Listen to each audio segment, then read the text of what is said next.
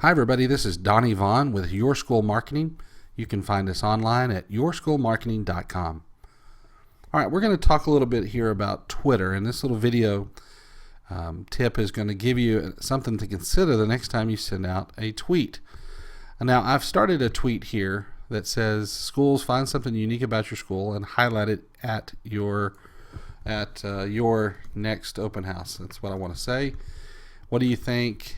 Give me feedback, and then I want to put in a hashtag that I know is want to be used. And look at that, and see immediately a lot of us think, okay, well, we have 140 characters to use, and look at this, I have maxed out that is a perfect tweet.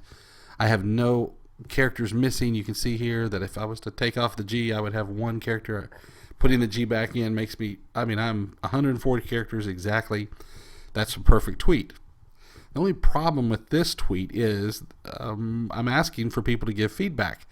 Certainly somebody could just respond and reply to me, but that's really not what I want them to do. What I want them to do is to retweet and then add their feedback. So when they retweet, it goes to all their followers, and that's how my message is spread to more people than who I already have following me. So here's the thing. When somebody goes to retweet this, and I'll show you real quickly, what's going to happen is, whether you're using twitter.com or TweetDeck or Hootsuite, whatever your resource of choice is to process Twitter, when you go to hit the retweet button after you see this message, you're going to see something like this come up. It's automatically going to put in this RT space and then the @ symbol. I didn't mean to do that. There we go. And so what happens is I'm automatically 17 characters over the limit. And yes, I could take this out, but that's the whole point. Is it's kind of common courtesy in the Twitter world, is when you retweet something, you're retweeting and giving attribution to the person who made the comment initially, to the initial tweet. So I'm already 17 characters over the limit. I don't even have room to say anything. So if I wanted to respond to this, let's say somebody else was going to say, yes, I agree.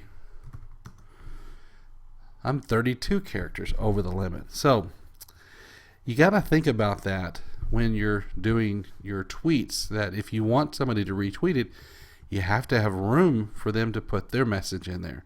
So let me give you an example of what I'm talking about. Now, what you want to do is account for how many characters does this total up to be. Now, I know from looking at this, I believe it's 1, 2, 3, 4, 7, 8, 9, 10, 11, 12, 13, 14, 15, 16, 17, if you count the space. I think we're at 17 characters, okay? Now, yeah, and that's noted by the fact that that showed up there. So rather than having your tweet look like this, think about maybe taking out some extra spaces. Okay, schools, find something about your school and highlight at your next open house. Maybe I don't put what do you think. I could say something like retweet responses and see what kind of space that gives. Okay, I'm still allowed to use the hashtag, and I have 21 spaces, but my RT and my Twitter handle automatically take up 17 spaces, so that's not a lot of room. So I may have to consider not having this, or somehow making this smaller. And that's something that you might want to have to even just take out this and say thoughts and hope that somebody does retweet. Now I've got 30 characters, so that next time I go to retweet,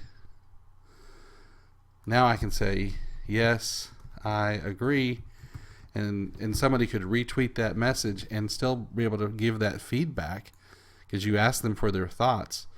You get the feedback, and now their tweet of their retweet of your tweet is now at the character limit. So that's something to consider. Please, if you have any questions, contact us, Your School Marketing.